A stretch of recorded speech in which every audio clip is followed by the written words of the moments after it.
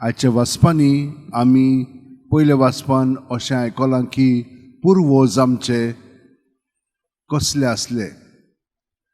पुर्वजांक जांकां देवान निवडलेले ते देवाचें उतर आयकून ते शितिदान मनान दवरताले आनी दुसऱ्यांकूय शिकयताले.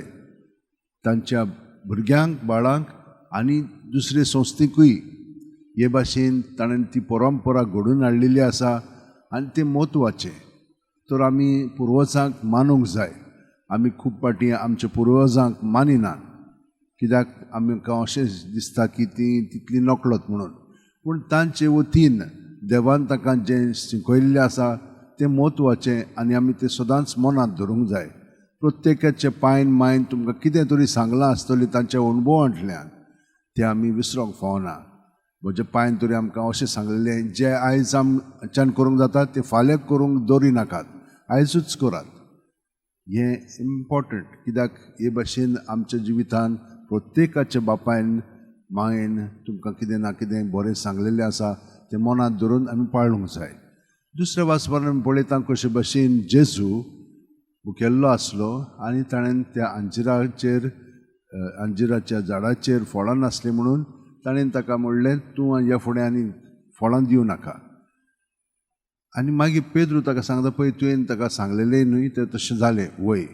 जेजू म्हणटा जेन्ना आमी भावार्थान सोत मानता की मागता तें आमकां मेळ्ळें म्हणून तें आमकां मेळटलेंच.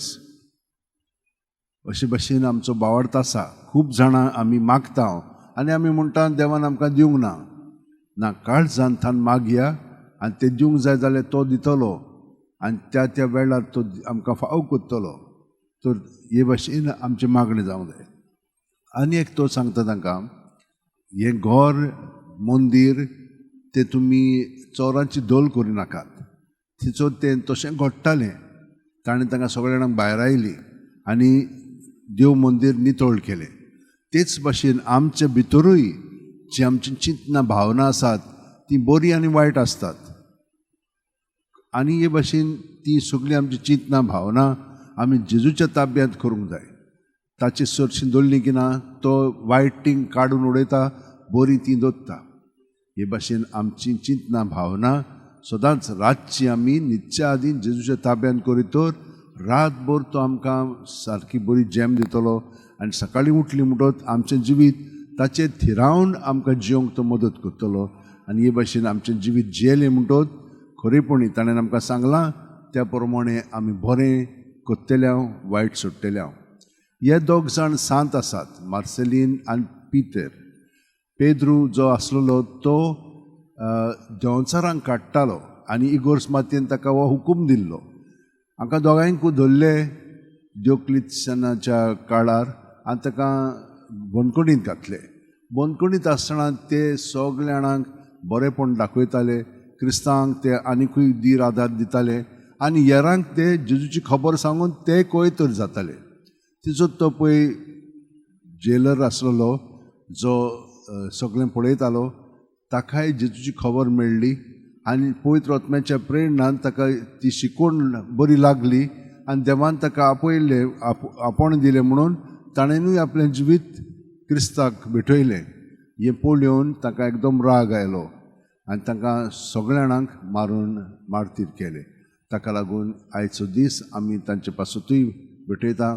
तांच्या मागण्यांत आमकांय गोठाय दी म्हणून आमी मागया. तर ह्या वेळार म्हज्या भयणीनो आनी भावनो आमचें जिवीत सगळें जेजूच्या ताब्यांत करया आनी जशे भाशेन जेजू आमचें सवें प्रत्येकाक सवें जियोंक सोदता त्या प्रमाणें आमी ताका सहकार करुया. सगळीं जाणां आमच्या हात अशे वणटीन धरया, दोळे बंद करया आनी प्रत्येक सुस्कारांत तो आमचे कुडींत मनांत ओतम्यांत येता. आमचें सगळें ताचें सवें आसा ताचे गोठायन आमी जियोया. बरें न्ही तें सगळें भायर काडून ताचें दवरून ताचें बरेंपण आमी अदीक आनी अदीक घेवया आनी तातूंत आमचें जिवीत रावया.